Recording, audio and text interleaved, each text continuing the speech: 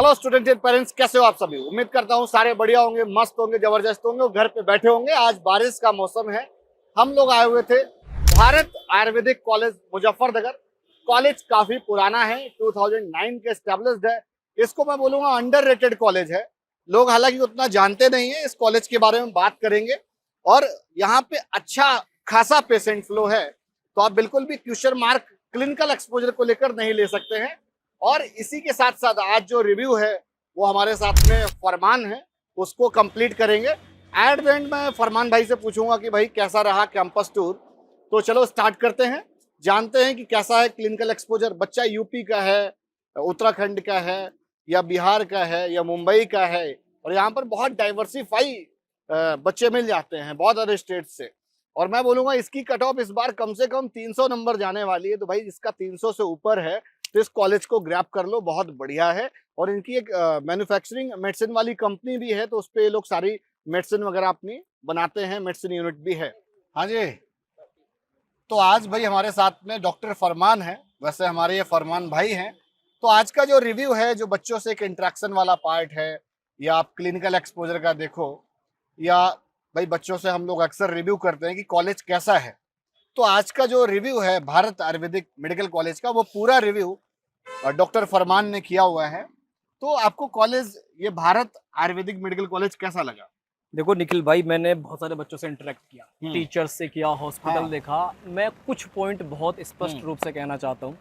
बच्चे एकेडमिक से तो सेटिस्फाइड, टीचर्स वेल क्वालिफाइड, और एकेडमिक में तो हम कहते हैं बच्चे मगर 5 में से रेट करो तो 5 में से 5 करते हैं। अरे मगर इतना मत करो भाई, कहते नहीं एकेडमिक सच में ऐसा नहीं लगता है कि थोड़ा अंडररेटेड कॉलेज है जितना पुराना है? हाँ एग्जैक्टली, बच्चों ने बताया कि हाँ। 2009 में जो शुरू हुआ था कॉलेज, बहुत सारे बैचेस पास आउट हो चुके हैं।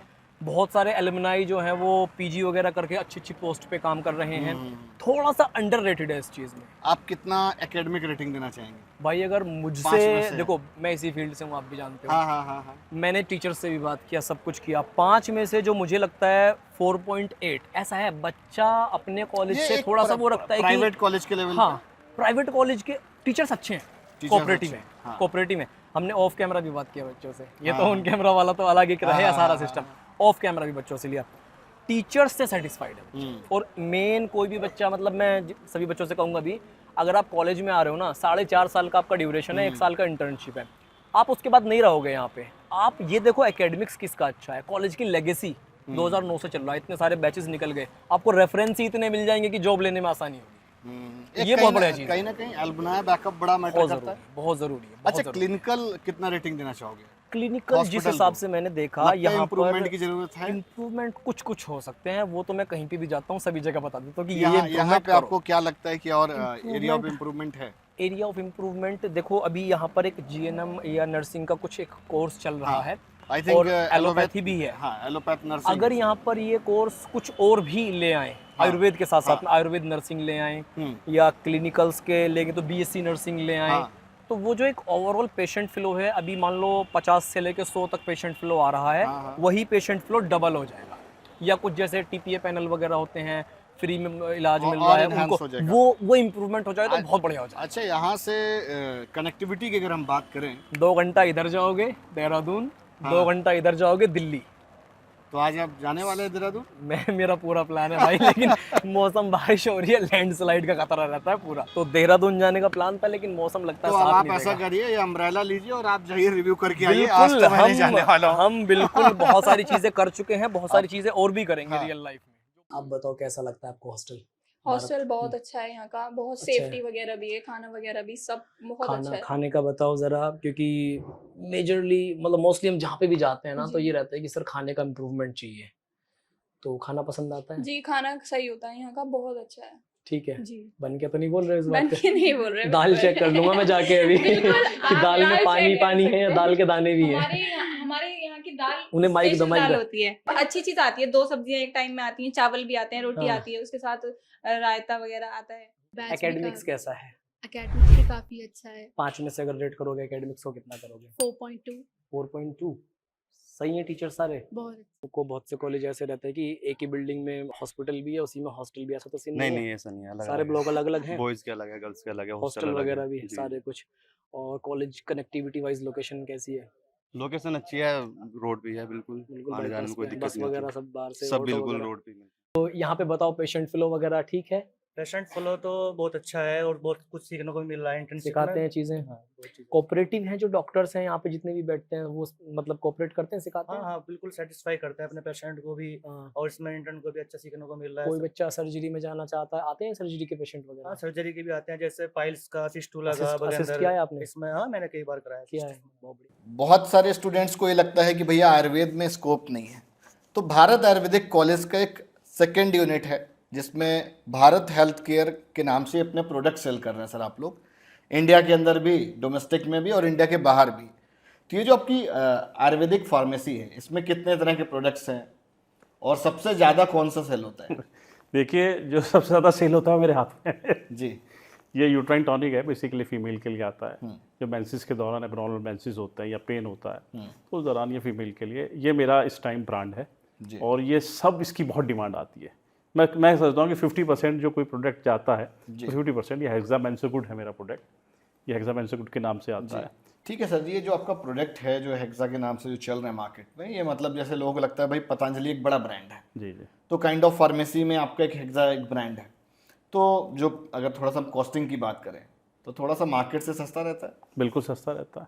देखिए क्योंकि हम मैन्युफैक्चरर हैं और आपको पता है मैन्युफैक्चर से कंज्यूमर तक जाने में कितने चैनल्स आते हैं वो सब आप लोगों को मालूम है, क्योंकि कहने की जरूरत होती है। रिटेल में तो सबसे कंज्यूमर से स्टॉकिस्ट पे जाएगा, स्टॉकिस्ट से रिटेलर पे जाता है, फिर डॉक्टर प्रिस्क्राइब करता है तो रिटेलर से इसकी चीज़ को ख़रीदते हैं। तो ये जो मेरे प्रोडक्ट्स हैं ये मैं आपको इसकी थोड़ी सी ब्रीफ हिस्ट्री बता दूँ कि जब कोविड आया तो हमें कहा गया कि सभी कॉलेजेस को मिनिस्ट्री ऑफ आयुष की तरफ से कि आयुष क्वाथ पाउडर बनाया जाए, तो वो हमारा फर्स्ट प्रोडक्ट था। तो उसको हमने बहुत लोगों जो हमारे यहाँ, क्योंकि जिस हॉस्पिटल में आप बैठे हैं ये L2 सेंटर था हमारा, जो कि कोविड के समय L2 सेंटर था, जैसे गवर्नमेंट ने L2 सेंटर बनाया था। तो उसमें जो भी पेशेंट आता था उसको हम आयुष क्वाथ पाउडर सबको देते थे और उसका बहुत अच्छा बेनिफिट हमारे कोविड पेशेंट को मिला, अच्छा इम्पैक्ट पड़ा, बहुत अच्छा इम्पैक्ट मिला। तो उसके बाद फिर मैंने सोचा कि जब इस आयुर्वेदिक में जब आयुष क्वाथ पाउडर से जो अच्छा इम्पैक्ट कोविड के पेशेंट में पड़ा है तो उसके बाद फिर मैंने इसे अपने हॉस्पिटल पे भी और कॉमर्शियल पर्पस पे भी, सिर्फ हमारे डोमेस्टिक प्रोडक्ट हमारे सभी स्टेट में तकरीबन हमारा 15-16 स्टेट में ये हमारा हेक्सा जो ट्रेड नेम है हमारा हेक्सा और भारत हेल्थ केयर हमारे कंपनी का नाम है। इससे हमने 15 से 16 स्टेट जो इंडिया में उन सबको हमने ये प्रोडक्ट अपना फॉर कमर्शियल पर्पस हमने अपना सप्लाई करना शुरू कर दिया।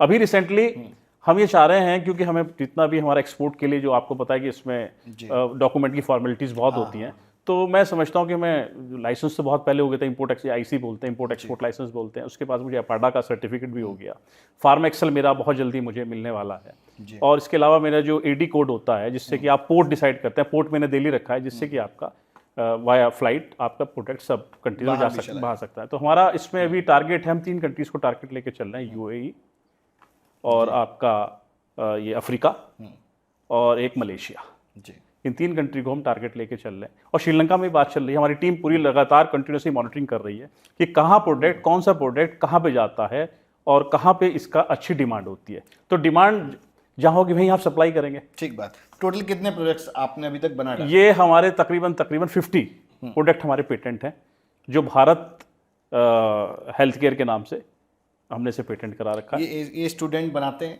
इसमें स्टूडेंट को भी सीखने को मौका मिलता है? स्टूडेंट को सिखाते हैं हम। हाँ। हम ये बताते हैं, जैसे आप ये देखिए ये कंपोजिशन लिखी है इसकी जी। अब हम स्टूडेंट को बताते हैं कि ये जो कंपोजिशन लिखी है ये कंपोजिशन जो हम डाल रहे हैं इस प्रोडक्ट में, जो हम द्रव्य डाल रहे हैं, जो इसमें जड़ी बूटी डालते हैं, ये किसमें क्या फायदा करती है और इसको क्या बेनिफिट मिलता है पेशेंट को, तो सब पूरे स्टूडेंट को सिखाया जाता है। हमारे यहाँ पूरी ये मशीन है, जो हमारी लिक्विड मशीन है पूरी, उस पर अब आपकी ऑटोमेटिक मशीन है, सिर्फ आपको एक बार जो लिक्विड सिरप है वहाँ पे डाल देना, फिर आपको सब लेबलिंग वगैरह सब, फिर इसमें मोनो कार्टन पूरा पैकिंग होके बस मोनो कार्टन आपको अलग से लगाना पड़ता है। ठीक बात। तो भाई देख रहे हो कि भारत आयुर्वेदिक कॉलेज के अंदर ये प्रोडक्ट्स भी प्रिपेयर हो रहे हैं।